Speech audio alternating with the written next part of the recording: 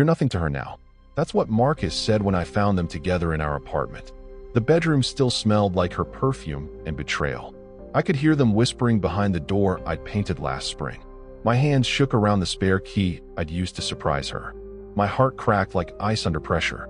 I grabbed my jacket from the chair we'd bought together, took one last look at the photos on our wall, and chose dignity over desperation. No begging, no screaming. I packed a bag and walked out into the Chicago night. 3 months later, my phone rang at 2 a.m. and her voice cut through my sleep like glass. Here's what happened next. The Chicago night was bitter in February, the kind that freezes your breath and clears your head. Maya had chosen our apartment for its exposed brick and vintage charm, the kind of place where she took photos just to prove how perfect her life looked. The living room overlooked the city, decorated with plants she never watered and books she never read. Every surface inside sparkled under the Edison bulbs she'd insisted on. Mine apparently didn't matter anymore. I'd driven back early from my business trip to Milwaukee, replaying her last text in my head. "Miss you. Can't wait to see you tonight." That was all I ever was to her, apparently. A placeholder, a safety net. Don't make demands. Don't ask questions. Don't notice when she starts pulling away. Growing up, we were the cliché you see in romantic comedies, the college sweethearts and childhood friends. Maya had plans and dreams. I had steady work no one talked about. She'd cry and get comfort. I'd solve problems and get taken for granted. She said I was dependable. Marcus said I was boring. Both meant the same thing. Convenient was comfortable. The last time I saw them all together was New Year's 3 weeks ago. I remember the party smelling like champagne and desperation. Maya was across the room with Marcus, and something felt off. The way she laughed too loud at his jokes, how her hand lingered on his arm. When I asked if everything was okay, she smiled like it was a silly question. "You're being paranoid, Jake. He's your best friend." That night, I learned there are two kinds of betrayal, being deceived and being replaced. I thought about that moment as I turned my key in our door, footsteps echoing on hardwood. Through the crack in the bedroom door, I saw them tangled in sheets I'd washed that morning. Maya looked back once, saw me standing there, and her face went white like paper in moonlight. Marcus sat up first, running his hands through his hair. "Jake, man, we can explain." "No need," I said quietly. My voice sounded steadier than I felt. The explanation was right there in front of me, written in gilt and rumpled clothes. Maya wrapped the sheet around herself, mascara smeared under her eyes. "This isn't what it looks like." I laughed, a sound that felt foreign in my throat. "It looks like my girlfriend and my best friend having sex in the bed I paid for." She flinched. "Jake, please, let me explain. It just happened. We didn't mean for. You didn't mean to get caught." I set my keys on the dresser, the same spot I'd put them every day for 2 years. "How long?" Marcus avoided my eyes. "Does it matter?" "It matters to me." Maya's voice was barely a whisper. 6 weeks. 6 weeks. While I was working overtime to save for the ring I'd been planning to give her next month. While I was telling my mom how happy Maya made me. While I was defending their friendship to everyone who raised eyebrows. 6 weeks, I repeated. "So every time you said you loved me, every time you kissed me goodnight, you were thinking about him." Her tears started then, but they felt calculated, performed. "It's not like that. You don't understand. We have history. We have history too, Maya. 2 years of it." Marcus finally stood up, pulling on his shirt. "Look, Jake, you're a good guy, but let's be honest. You and Maya, you're not right for each other. She needs someone who gets her." I stared at him. This person I'd known since high school, who'd been in my wedding party fantasies and vacation plans. "Someone like you." "Yeah," he said, lifting his chin. "Someone like me." The honesty was almost refreshing. Almost. Maya reached for me. "Jake, please don't leave. We can work this out. I made a mistake." I stepped back. "You made a choice. For 6 weeks, you made the same choice every single day." She started sobbing then, the kind of crying that used to make me drop everything and hold her. This time, it just sounded like noise. "You're nothing to her now," Marcus said quietly, almost gently, like he was doing me a favor. "She's with me. Has been for weeks. Maybe it's time to accept that." The words hit exactly where he'd aimed them. But instead of breaking me down, they built something up. A wall, maybe, or a bridge to somewhere better. I went to the closet and pulled out my old duffel bag. Started packing methodically, clothes, toiletries, the few things that were actually mine. Maya watched from the bed, sheet clutched to her chest. "That's it," she said. "You're just leaving?"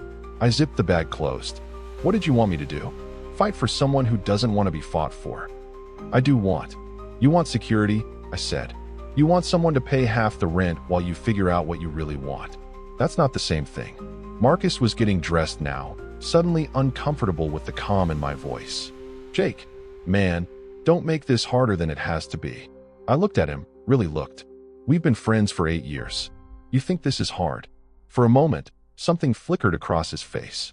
Guilt, maybe, or recognition that he'd burned everything down for someone who'd probably do the same to him eventually. I slung the bag over my shoulder and headed for the door. "Jake, wait," Maya called. "What about us? What about everything we built?" I turned back one last time. "You tore it down 6 weeks ago. I'm just cleaning up the debris." The door closed behind me with a soft click. No slamming, no drama, just the quiet sound of something ending. For 3 months, I didn't hear from either of them. I found a studio apartment in Lincoln Park, started going to the gym, reconnected with friends I'd neglected. The silence was deafening at first, then peaceful. I learned the difference between being alone and being lonely. Social media told me everything I needed to know without asking. Maya and Marcus, posting couple photos from places we'd talked about visiting. Her wearing the necklace I'd bought her for Christmas, smiling at him the way she used to smile at me. It stung at first, then faded to a dull ache, then nothing at all. I was getting good at nothing at all. Then my phone rang at 2 a.m. on a Tuesday in May. Maya's name on the screen, the photo I'd never bothered to change. She was crying before I even said hello. "Jake? Oh God, Jake, I need help." My apartment was dark, city lights casting shadows across the wall. I sat up in bed, instantly awake. "What's wrong?" "It's Marcus," she sobbed. "He left me, just packed his stuff and moved out. Said he wasn't ready for something serious." I closed my eyes. "Of course he did.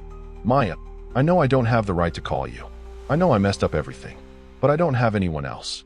My friends won't talk to me after what I did, and my parents, they loved you. They keep asking where you are." The irony was thick enough to cut. The woman who'd left me for my best friend was calling me because she had no one else. Because the man she'd chosen over me had chosen someone else over her. "I'm scared, Jake. I can't afford the apartment alone, and I don't know what to do. Could you maybe help me figure this out?" For a moment, I was 24 again, hardwired to solve Maya's problems. To drop everything and rescue her from the consequences of her own choices. The old Jake would have been dressed and in the car already. But that Jake was gone. "I'm sorry you're going through this," I said quietly. "But I can't be the person you call when your backup plan falls through. That's not what this is." "That's exactly what this is, Maya. You chose him over me. Now he's chosen someone else over you. I'm not your safety net anymore." Her crying intensified. "Please, Jake. I know I hurt you, but we were good together. We could be good again. I see that now. You see that now because your other option is gone. That's not love, Maya. That's convenience." The line went quiet except for her shaky breathing. "I made a mistake," she whispered. "The biggest mistake of my life. Don't you believe in second chances?" I stood up, walked to the window. The city stretched out below me, full of possibilities I'd never considered when I was focused on making her happy. "I believe in learning from mistakes," I said. "Both of ours." "What does that mean?" "It means I'm not the same person who would drop everything to fix your problems. And you're not the person I thought you were. We can't go back." She was quiet for a long time. When she spoke again, her voice was smaller. "I really loved you, you know. I just got confused." "Maybe you did," I said. "But love isn't something you can pause and unpause when it's convenient. It's not a subscription service you can cancel and restart. So that's it. You won't even consider." "Maya," I interrupted gently. "You taught me something important. You taught me that I deserve someone who chooses me first, not someone who comes back to me when their first choice doesn't work out." The silence stretched between us like a chasm. "I hope you figure things out," I said finally. "But you'll have to do it without me." I hung up before she could respond. The phone immediately started ringing again. I turned it off. The next morning, I woke up feeling lighter than I had in months. My coffee tasted better. The sun seemed brighter through my small windows. I wasn't angry at Maya anymore, or at Marcus. I was grateful. They'd forced me to discover something I might never have learned otherwise. That walking away isn't giving up. Sometimes it's growing up. My phone stayed off for 3 days. When I finally turned it on, there were 17 missed calls from Maya a handful from Marcus, and one from my mom asking if I was okay. I called my mom back. "I'm better than okay," I told her. "I'm free." That afternoon, I deleted Maya's number, unfollowed both of them on social media, boxed up the few things she'd left at my place, and dropped them at Goodwill. Not out of spite, but out of space. I needed room for whatever came next. 6 months later, I met Sarah at a bookstore downtown. She was buying the same novel I was, and we ended up talking for 2 hours over coffee. When she asked about my last relationship, I told her the truth without anger or bitterness. Just facts, like describing the weather. "She called you for help after all that?" Sarah asked, incredulous. I shrugged. People call the number they remember when they're desperate. Doesn't mean you have to answer. Sarah smiled. "Smart man. I learned the hard way." Maya still calls sometimes, usually late at night, usually drunk. I don't answer anymore. Not out of cruelty, but out of kindness. To both of us. Some bridges are meant to be burned so you can stop looking backward and start walking forward. At my lowest point, she left me for my best friend. This morning, I woke up next to someone who chose me from day one. Same phone, different person calling. Same choice, different response. Back then, I would have dropped everything to save her. Now, I know the difference between being needed and being wanted, between being convenient and being chosen. Sometimes the kindest thing you can do for someone who hurt you is to let them face the consequences of their actions alone. They wanted independence from you. Give it to them completely. If you've ever been someone's backup plan disguised as their main love, know this. Walking away isn't cruel. It's necessary.